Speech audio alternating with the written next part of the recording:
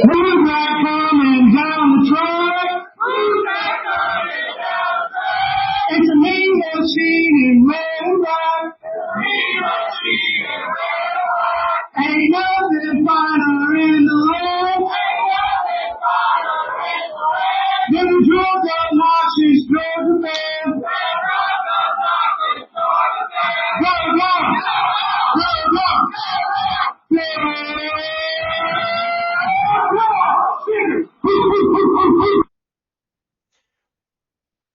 What's up, y'all? This is John and Caleb back for another episode of the Nothing Finer podcast. I lost my train of thought. Where Immediately. Man, I don't know why. The brain has not brained today. It's very inconvenient. I hear you. So today we're talking about some hills that we will die on with regards to college football. But before we get into that, how are you and what are you drinking? Um, Honestly, man, I'm pretty good. So I got home and every time a friend of mine has been behind me while I'm driving the Jeep lately, they're like, "Hey man, your driver's side brake light's out." I'm like, "Oh, whatever." So today I finally get around to fixing that, and turns out that the bulb's fried, which is much easier than wiring issues, right? I go to pull the Mm-hmm. bulb out, and it just kind of like shatters. And luckily, I did grab it with a cloth, but it just like shatters as soon as I grab it, and I'm like, "Oh, that probably is a 30-year-old light bulb. Yeah, probably time to change. All right." And then I go to work on a woodworking project in the garage, and my orbital sander just shits out on me. Um, Mm-hmm. and then, you know, I don't know, brain's just not really working today. But I do have some Blue Mountains over here, but this is the music edition. So I don't know if you can see it. It's blue music sound waves, if I can get it. Oh, nice. Okay. Yeah. Yeah, that looks good. How are you? I am good. We just had a pretty busy time lately, but I'm also losing my train of thought. But it is what it is. I have jumped back into the cream soda. I actually enjoyed that thoroughly last time. So I said, you know what? Let's just do it again. And so I did. Let's keep drinking that cream. Yep. All in on the cream. Um, yeah, so this is an episode. I don't want to say we put it on the back burner, but this is, we've talked about doing it for a few weeks, and it just happened to line up to where we had time to do it today. And I am personally pretty excited about it. I will say my second one might be a real hot take. Um, but it's something that I will 100%. It's a hill that I will die on. You cannot convince me otherwise. So I'm real interested to get y'all's thoughts on that. But why do I feel like I'm missing something? I don't know. It seems like we've got I don't know if this is where you were gonna go, but I would really like to talk briefly about the upcoming SEC Media Days and the selections for that. Because I thought it was very interesting that Gunnar Stockton and Dalen Everett were the guys that were picked to go to SEC Media Days. A lot of people really thought it was interesting in the national media who aren't too close to Georgia. From what I've seen, they were very surprised that Gunnar Stockton was selected and surprised like that Kirby Smart has essentially pegged him as the leader of the offense. Those of us who have been closer to Georgia football have understood for a very long time that Gunnar Stockton was going to be the starting quarterback at Georgia this year. But a lot of people have been shocked to see that he was the one picked for media days. Yeah, I mean, I really think Dalen Everett is just an intimidation tactic for all the Texas players. for Arch Manning, yeah. Just for Texas players. No, I agree. I think anyone that was not expecting Gunner to be the guy, um, a little crazy there.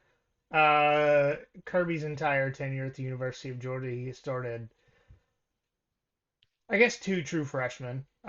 Yeah. One of them his first year, even though the true freshman was significantly more talented than the incumbent guy. The incumbent guy He still still played started in the both. incumbent guy for a few games. Yeah. Right. And then the second year, Jake Fromm started because the incumbent guy got hurt.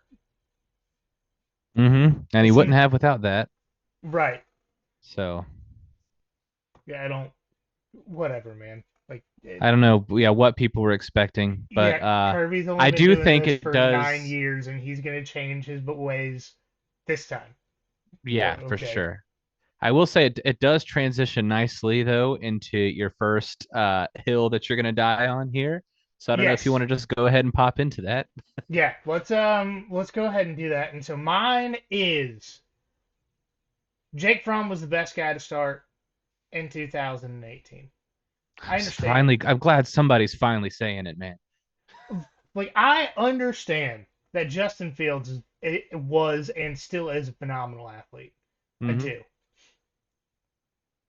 But here's the thing: the offense in general wasn't great. 2018 was one of the better years, but in that 2018 Jim Chaney offense, Jake Fromm still put up just insane numbers, and it was actually the defense that lost the SEC championship game in Yep. 2018. Nothing to do with the offense. And even when Jake Fromm struggled, specifically that LSU game, there's a lot of people like, oh, Justin Fields should start. So what are you going to do? Are you going to take a true freshman with little to no experience that, not to throw too much shade at the guy, but I know someone whose sibling went to high school with Justin Fields, and he was not the brightest crayon in the box. Yeah. Hell of an athlete though. So like you're not going to take that guy and put him on the field as a starting quarterback halfway through the season. No, of course not. And here's the thing: you cannot take away anything Justin Fields did at Ohio State. I mean, what he did in 2019 and 2020 is absolutely absurd. What he's done at the NFL is kind of what I expected he would do at Georgia if he was Yeah. started in 2018. And Matt Olson just hit a foul ball about approximately 700 feet. Oh wow. Just get that a little bit further to whatever direction.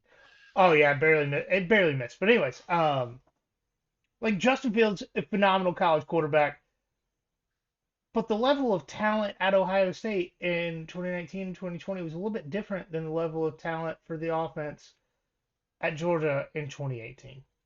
Yeah. So, in the grand scheme of things, is Justin Fields a more talented quarterback? Absolutely. I don't Sure. think even Jake Fromm would argue against that.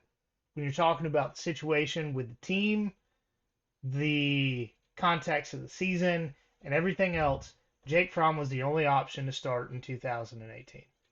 Yeah.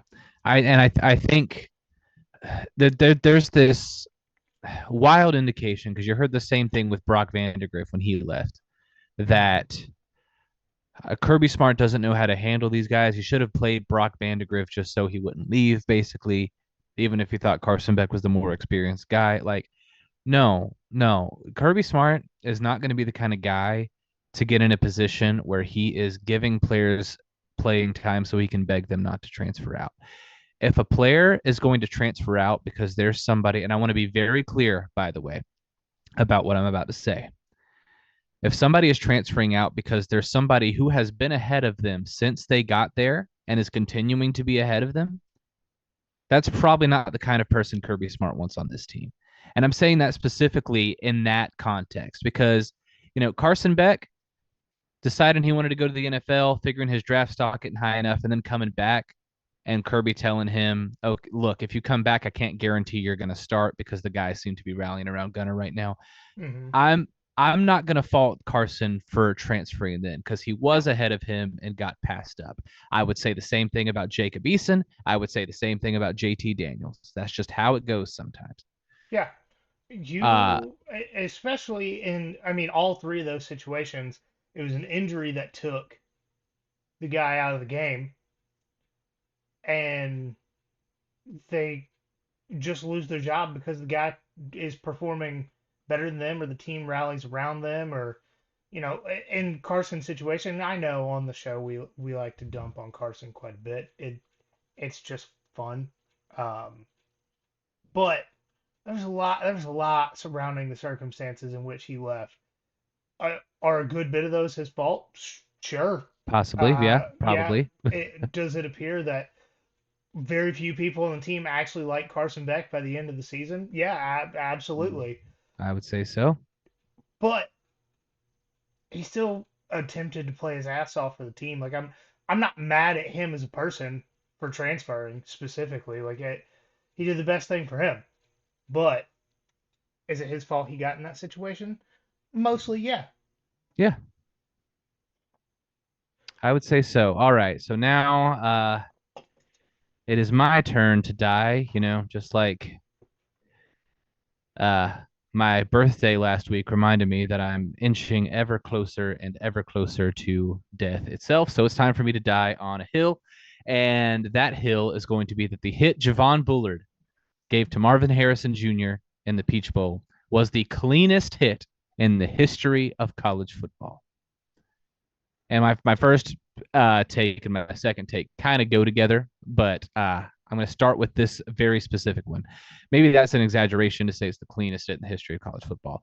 But if we go back to the definition of targeting, which I will remind you we were given on this podcast by a rules expert, there are multiple indicators one could use to determine if a hit is targeting, but those indicators are not definitions of what targeting is. They're just indicators that might hint at targeting in certain circumstances and might trigger somebody to look at it. I say that because everyone likes to talk about the fact that Javon Bullard launched at Marvin Harrison Jr. Yeah, sometimes you launched for a tackle. Didn't lead with the crown of the helmet. He led with Nope. his shoulder. Didn't make forcible contact to the head or neck. He made Nope. contact with the shoulder. And Marvin Harrison Jr. may have got a concussion, which is really the number one piece of evidence people try to use to say this was targeting, as if everything that results in a concussion is targeting. He did not get a concussion from Javon Bullard's hit because of the way Javon Bullard hit him. He got a concussion because of the way he hit the ground and the fact that he's used to playing against Big Ten defenders, most of whom are made out of paper mache and Care Bears. This was a very clean hit by a very hard hitting defender. And the number one proponent of he got a concussion, so it had to be targeting, was his head coach, Yeah. interestingly enough. And also, this is something that I say probably more than just about any college football podcast out there. He got a weak neck. Like, Yeah. your neck protects your head from bouncing. That Yeah. is the purpose of your neck. He had a weak Right. one. His head bounced. His brain hit his skull. That's what a concussion is. Sucks to suck. Yeah. I can't say I'm surprised that Ohio State's weak coach made such a weak excuse, but that is what it is. All right. So Mike's got a couple in here. And his first one is the SEC gives Texas whatever they want. Easy schedule in 2024. Check. Oklahoma gets arguably the hardest schedule in 2024. Check. Yep. Referees for the Texas Georgia game in Austin last year. Head official has deep ties to that area through his day job. His son also owns a startup in Austin. Fun fact there. Sure. Let's not try to get objective. With the one job in sports that's supposed to be objective, obviously it's better for the league revenue and branding to have Texas and Oklahoma in the SEC, but the pandering to Texas is ridiculous. I agree. Yeah, 100%. they very specifically are pandering to Texas, and it's pretty obvious. Like, I don't think you can say any differently when you look at the schedule Texas had last year. They had one difficult game, and it was at home. Yep. With a referee crew that they had. It's a That little does- harder for Texas this year because they I was had to about at to least. say that. But Yeah, playing And Texas' schedule this year could be just as easy as last year, minus the Georgia game, if none of the teams are healthy. Because I'm just going to say it: a healthy Mississippi State does not go 2-10 last year. A healthy Yep. Mississippi State had Arizona State on the ropes in or at Arizona State in deep in the fourth quarter early last season. Like that's the same Arizona State team made the playoffs and should have beat Texas. Oh, also we can throw in there Texas or officials in Texas games only calling targeting on the other team. Yeah, that's a whole other thing. I Um, am still amazed and find very hilarious that they still didn't manage to win the SEC when it was handed to them on a silver platter. it really was. You're welcome, everyone. But then Mississippi State aside, because I know they're still, I'd say they're still a long way off from doing significant damage in the SEC. But you're playing a potentially healthy Florida team in Florida. And I don't know if y'all have ever been to Austin, but it's real dry, right? Like it's Mm-hmm. dry. It's cool in the evenings, especially, getting into October. Like I think when I did 5 days in Austin in October a couple years ago, and it was like 82 and dry during the day. It's like, man, I Two words you could never describe Gainesville with are dry and cool. yeah, absolutely. So that in itself will be interesting, and then obviously the game in Athens. I schedule does get harder this year, but like I said, it also just drastically depends on the health of Florida and Mississippi State on if that schedule is actually hard. Mm-hmm. All right, my second one, and this I know for a fact that when this clip goes on Instagram and TikTok, a lot of people are going to be mad. That's fine. That's what we're here for. Right. But here's the problem is that it's a little too late to be mad about this subject. And all right, so here's what it is. LSU fans are either weak or have other priorities than winning football games. And I say that specifically about the Jaden Daniels years in Yep. Baton Rouge. Because how do you have Jaden Daniels, one of the most electric quarterbacks since Johnny Football, and a significantly better passer than Johnny Manziel, significantly better wide receiver talent than Johnny Manziel, better offensive line than Johnny Manziel for 2 seasons, 2 record-setting seasons, one of which he won a Heisman in, never even sniffed the playoffs. Yeah. Amazing. Like it can be brought down to a single aspect of the game, and more importantly, a single person, Yep. and it's the defense. After the first season, look, I get it. Jaden Daniels' first season, just kind of like, all right, he's a good quarterback. We need to figure it out for next year. He's coming back. But you allowed Brian Kelly to bring back that same defensive coordinator for a second season when you just wasted a year in which you beat Alabama with Brian Kelly actually having the balls to go out and win a game. Yeah. You don't have the defense to stop Georgia from scoring 50 points in an SEC championship game. And it's the defense. But instead of LSU fans, saying, hey, Brian, we need a new defensive coordinator, they were just like, oh, yeah, we're going to get some gumbo. It's okay. And Accurate. Very no, accurate. absolutely no NIL money was spent on the defense. No defensive staff changes. Nothing. Yep. No, you wasted 2 of the best years you could ever have wanted from a transfer quarterback because Jaden Daniels in year one was better than Joe Burrow in year one. You got one good year out of Joe Burrow. You got two out of Factual. Jaden Daniels and never sniffed the playoffs. And that is the fault of the fans for not absolutely rioting in Baton Rouge. And that Oh tells yeah. me that y'all weak. Yeah. Which is a incredible considering just how high the standards have been there in fairly recent years. Uh-huh. It's really sad what that program has come to, and they're still one of the favorites to make and possibly win the college football playoff this year.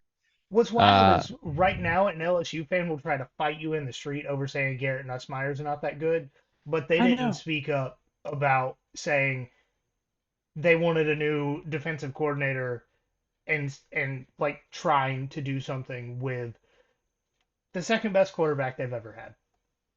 Right. And like the guy, and I'm a respecter of Garrett Nussmeier. I remember that SEC championship game, but at the same time, he is probably the biggest recipient in college football of the "oh, you've just been here a while, so you're going to be good" treatment. Returning starting quarterback, it's going to make things good. Yeah. No, not if he's mid. Now Garrett's not mid, He's but we've better also seen than him throw mid for away sure. some pretty significant moments in games. Yeah, he is. He's not mid, but he's also no. I was about to say Shadur Sanders, but he's pretty mid. He ain't Jaden Daniels. He ain't Yeah, Joe he ain't. Burrow. There we go. Yeah, I wouldn't even say that he's Lenoris Sellers. I'd put him maybe a slight step below Lenoris Sellers, which isn't an insult because Lenoris Sellers is great. I would agree with that because there are multiple games last season that South Carolina won because of Lenora Sellers. You cannot say the same thing about LSU winning games because of Garrett Nussmeier. Mm-hmm. Couldn't agree with you more. Couldn't agree with you more. All right. So my next one, like I said, the last one is related to this one, but this is just more general. Last time I was talking about a specific play. This time, I'm just talking about this dismissing a team's win. And I'm talking specifically about saying a team didn't deserve their win. It's Mickey Mouse.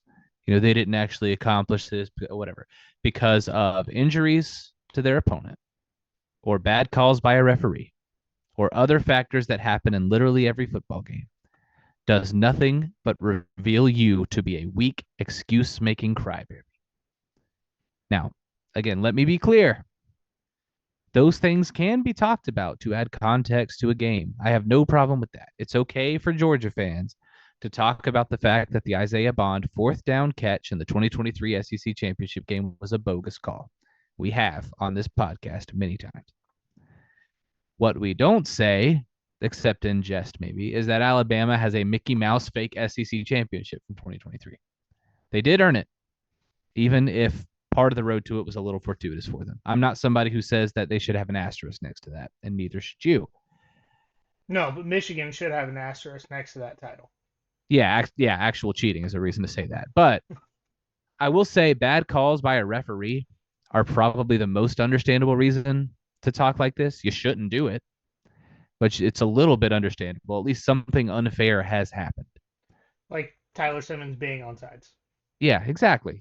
Again, congratulations, Alabama. You earned that 2017 national championship, but Tyler Simmons was on sides.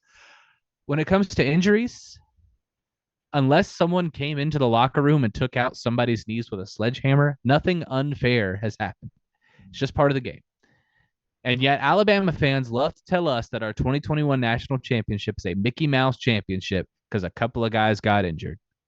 Because a Boo couple of hoo. guys won, and this should have been, man, if I got a third one, mine's going to be your wide receivers uh, choosing to be weak and fast over strong and healthy is why you have so many injuries. Because, boy, Jameson, Chicken Leg Williams, and Devontae No Muscle Smith tearing their ACLs because they got their knees outside of their frame trying to make a cut downfield on AstroTurf.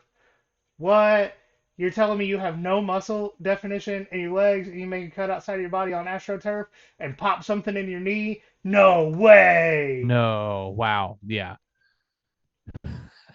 So that's true. Getting back to it, even Yeah. though, so as I mentioned, we didn't win because of injuries in the 2021 national championship. We won because Stetson Bennett is clutch. But even that excuse is more understandable than the excuse Florida State fans make. Oh, our players didn't show up. They willingly backed out of the game because they're a bunch of pansies, and therefore the game doesn't count. Come on, y'all. Culture They issue. they say it was a protest. I don't think that's true. I think they knew the game against Georgia would be, because of their pansy ACC schedule, the closest thing that they were going to get to NFL game tape before the draft. And they knew they couldn't hang and didn't want to hurt their draft stock. Yeah. That's the real reason those players backed out. That and the Florida State culture doesn't love football. Yeah, you're telling me a team that struggled to put up 16 points against Louisville was gonna hang with that pissed off Georgia team after losing to Alabama and Atlanta. Come on now. Yeah, come on now. And regardless of what reason they chose not to show up, them deciding not to show up to a game does not nullify the fact that your team was on the losing side of the most dominant bowl performance in history. Broke the record of, 12 months before that when Georgia said it From the first same time. team. Yeah.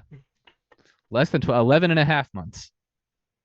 Yeah. By the way, to add to that, your 2-10 season last year should show you what an excuse-making loser's mentality does to a program, as I've said on this podcast before. I don't care if the whole team opted out and you had to get a bunch of metrosexual Florida frat guys to play. Excuses are for the weak. Shout out Mike for calling Florida State being so bad last year. Yeah, I know. Good on Mike. All right.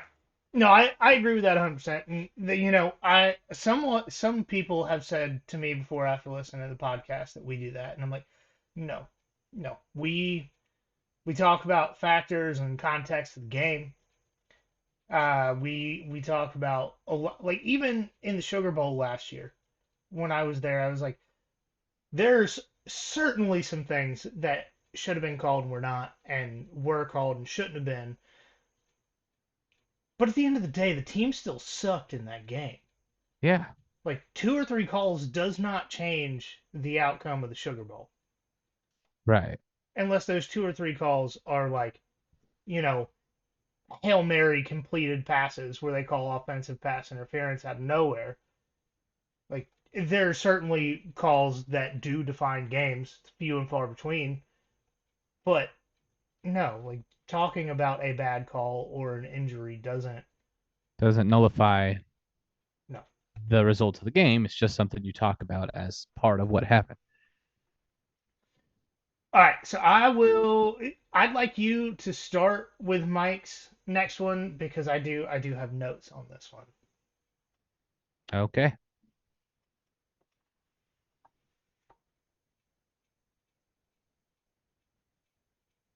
Oh, are you gonna read? Oh, sorry. I misheard what you said. So I will Oh, read it, okay. and so you can Yeah, get your notes. yeah, and then I'll talk. So I'll talk about it in a second. so Mike says, probably not great to come out of mine with this one. The SEC told Kirby to throw the 2021 SEC championship game in order to get Saban into the playoff. So this is a fun conspiracy one. Not, I don't think Mike Yeah. actually believes. No, this. he's not dying on this hill, but it is fun. So let's talk about it. All right, so this is something that I floated out. I want to say shortly after we started the podcast, as I talked about this, but it was immediately after these playoffs that Greg Sankey started his push for an expanded playoff. No one fought it because for the second time since 2017, 2 SEC teams not only made the 14 playoff, but made the title game. It was the third time in a decade that we had seen 2 SEC teams playing for the national championship. No other conference could say that. It was the 2011 national championship game that started the conversation of playoffs. And it was the 2021 national championship game that started expansion. Mm-hmm. And this is something that I float out there and I like to talk about mainly to make Alabama fans mad. That Greg Sankey had to ask Kirby to throw this game to get Alabama into the playoffs, and then Alabama had to lose the national championship game as payment to Georgia for throwing the SEC title game. I don't actually believe this. It's something that I love to It's talk about to make people mad. yeah, that's fair. That's completely fair. I could see like that's one of those things where it's just like, yeah, it on one hand it sounds crazy, and so nobody should take that seriously if they're going to be taken seriously in media at all. But at the same But time, you have so little trust in the powers that be in sports that like and there's a lot of things that line up in Greg Sankey's favor right after it. right. And you could say it happened again with Alabama winning the SEC title game like 2 weeks before Saban retires. I'm not gonna say that. But it makes sense. You know, That's all. It makes sense. because Saban laid the foundation of the modern SEC. Like nobody can deny that. He Yep. needed to go out with something. Yep. Why not one last SEC championship before losing to a team that cheated? Uh huh. Because in losing to a team that cheated after you came back from a double-digit deficit, because your center could not snap the ball, and then your center moves Yikes. up to Columbus and is good and wins a national championship, still losing to Michigan. How many players have lost to Michigan on two separate teams? That is funny to think about. Anybody who played Michigan and then transferred to Ohio State at any point, I guess. Yeah, that's interesting. But I think we both kind of expected that to go a little bit further, to go a little bit longer. But That's what that we is it got. for this episode. It'll be a little quick, about a half hour one for y'all. But if you haven't already, follow us on social media at nothing.finder.pod on Instagram, at finderpod on Twitter, Facebook, YouTube, TikTok. Just look us up. You will find us there. We have gotten back onto posting our Big Ten SEC challenges on YouTube on Tuesdays and Thursdays. We are posting a lot more content on Instagram and TikTok as of now. We got a couple more things in the works, trying to get built up before the season starts to provide you guys some fun and interesting content. It's not all serious like a lot of the Georgia pages. Like I'm not the breaking news kind of guy. Like I get an idea of something that I think would be funny or interesting, and I post it. Like I Yeah. that you are between the two of us, you are looking at our social media creative department for the podcast. Like that, That's right. this is it. Um, but so if y'all are going to be in the Savannah area at any point during the football season, I have a meeting tomorrow with some local businesses to do some watch parties in a more family friendly environment this year. Ooh, Um, so don't get me wrong, there's still drinks will still be flowing. We'll still have some TVs on, some good food, some drinks. some drunk, But obnoxious Georgia fans, all that. right, just general debauchery, but less than last year and in a much more family friendly environment. So y'all keep your ears out for that. It'll be a good time. But as always, guys, remember there's nothing finer in the land. And a drunk, obnoxious Georgia fan.